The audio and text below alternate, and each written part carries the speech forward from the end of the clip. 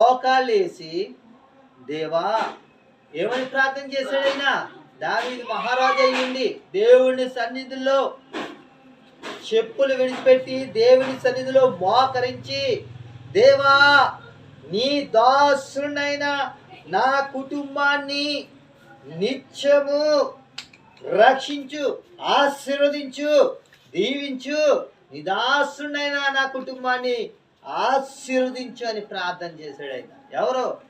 మహారాజు అయిన దావీదు మహారాజు ప్రార్థన చేశాడు. ఎందుకు చేశాడు?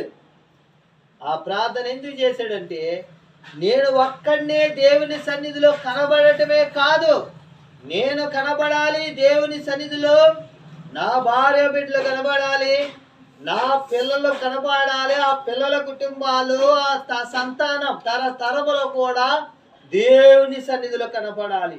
దేవుని సన్నిధిలో నుంచే నమ్మకముగా యథార్థముగా దేవుని ఆరాధించాలి. ఆయన నమ్ముకుని ఆయన సిద్ధపడి ఉండాలని దావీదు మహారాజు దేవుని సన్నిధిలో, నీ దాసుడైన నా కుటుంబాన్ని దీవించండి, నిత్యము దీవించండి, ఆశీర్వదించండి, రక్షించండి, కాపాడండి.